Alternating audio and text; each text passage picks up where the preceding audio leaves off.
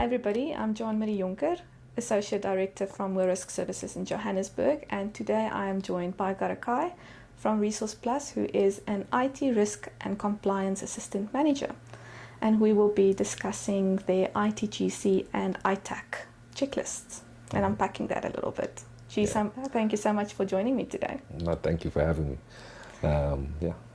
So can you tell us a little bit about your ITGC ITAC checklist and tell us what it's about, just a high overview, and then I want to ask you some specific questions. Okay, that sounds good.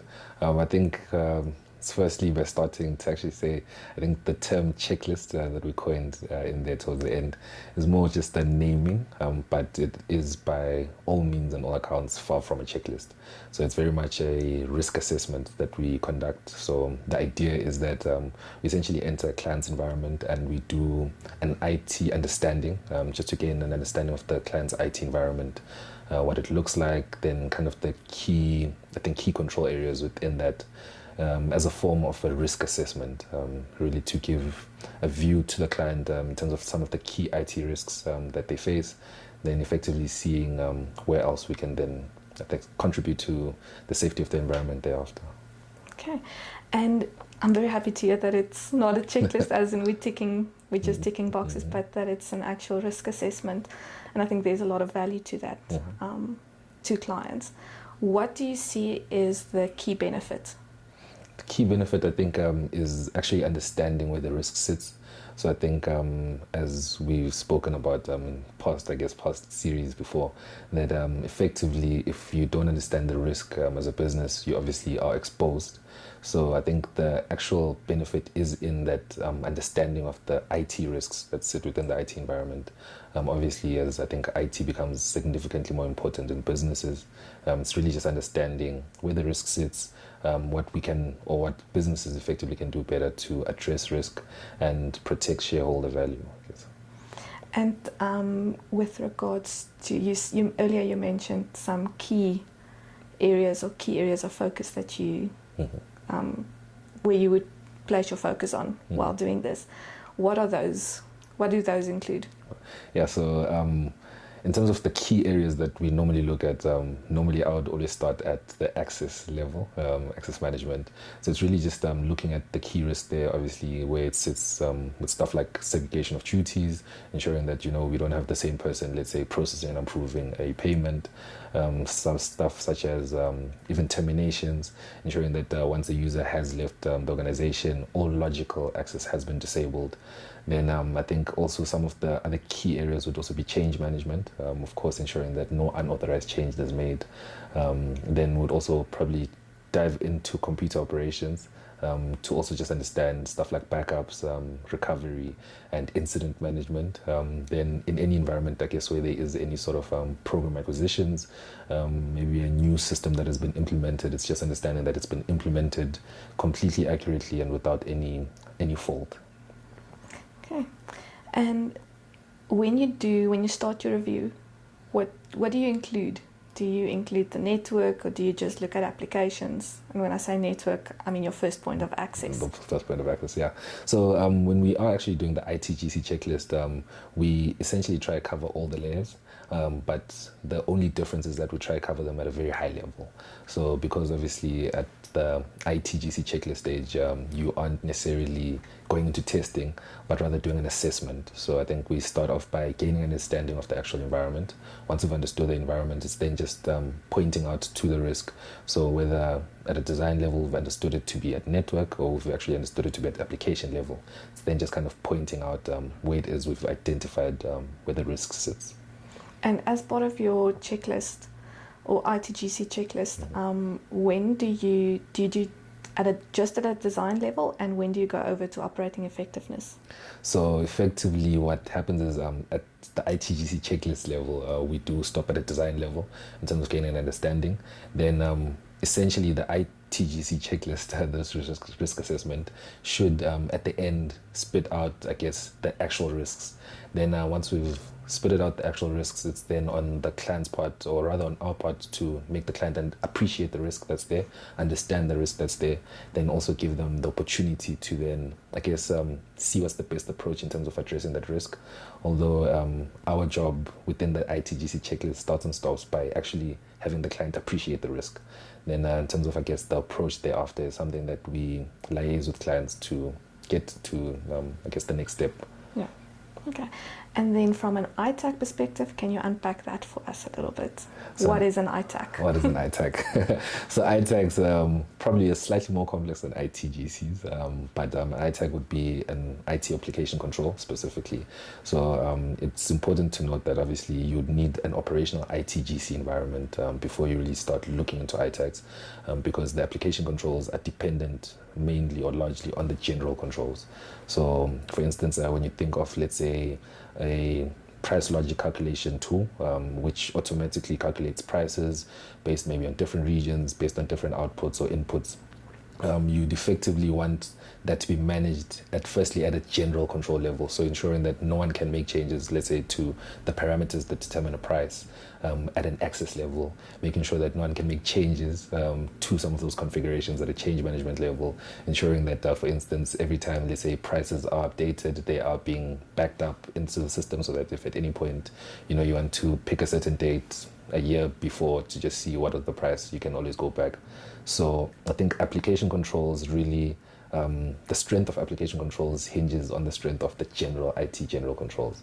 So I think that would be kind of the relationship between the two things. So I've never started the ITAC, but I think mentioning, I guess, the ITGC. And when you do the actual ITAC, what is it that you look at? So to do the actual ITAC, depending on, I guess, on the actual ITAC that you're looking at, more often than not, maybe in my experience, what I do encounter a lot is obviously the data interface and completeness controls. So that's just, oftentimes you have two systems that are communicating where one system is sending data to the other system, right? And that is an application control in itself. So when we do that, it's looking really at the configurations, the parameters that allow that data transfer, is looking at who has access to some of these permissions, is looking at the completeness and accuracy of, let's say, that application control. So looking at it maybe from the source system, destination system, is it the same? Has it been altered at any point? Has it been compromised? And then kind of, deep diving further into that as things unravel. Okay, so for me, when I think of an ITAC, I've always summarized it in Input. 3 words, 4 words technically, but input, processing, output, right? And I think that's something that's really key for people to look at. So which I guess it's out of interest on your side, obviously, when you deal with other ITACs maybe that I didn't touch on, such as data interface, what would be some of the key things you'd look at maybe on an input side and an output side? From my side with an ITAC, we'll look at the mandate, does the system enforce mandatory controls? Now skipping over the interface part that you spoke about already, but what are the mandatory controls? I mean, garbage in, garbage out. So make sure that you can't capture garbage. Have limited input fields as far as possible, or correct the errors as close as possible to the point of that where it originated from. From a playing devil's advocate with the system, trying to see what we can achieve, what can we get done that shouldn't be done, and that 1 + 1 = 2 and not 3. In terms of from an output perspective, obviously what we put in and what is being processed is exactly what we expect to see come out on the other side.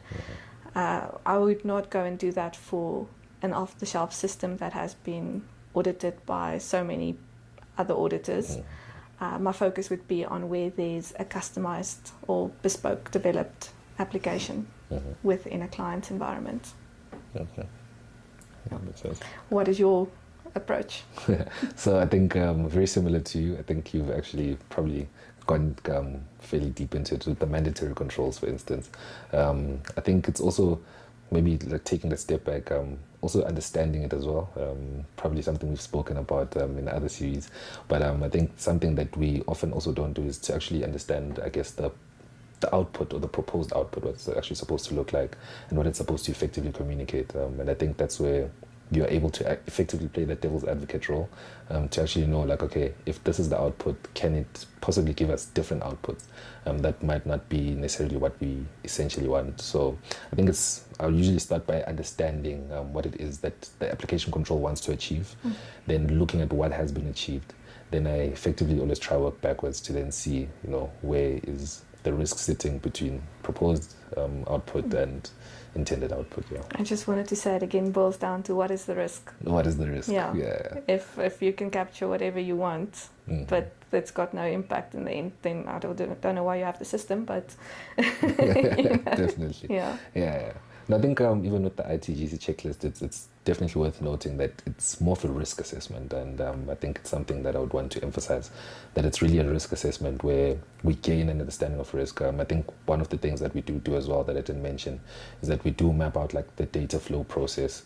So it's looking at, we usually sit down with our clients, have a meeting just to kind of understand the data flow from the initial transaction level in the system all the way to reporting in the general ledger and kind of like every control that sits in between. We obviously have much more of a focus on the application controls, or rather the automated controls, if I can use that. But we also do look at, let's say, manual controls just to understand the flow of data to give the complete picture. Then from there, it's kind of mapping those risks that we see to some of the financial risks, especially for like financial statement audits, or where rather the ITGC checklist is informing the financial statement audit process. And would that make the audit work less for the financial auditors if they place reliance on it? So I think to say less would be a tricky one, but definitely I think it informs their testing. So what we tend to find is that I think where your testing is not informed, that's where you have a scope creep more often than not. So I think what the ITGC checklist actually does for you effectively is that it allows you to plan your audit more effectively. So like you said now, where you do want to place reliance, you kind of have that view of the IT environment, and I think you're more comfortable to place reliance.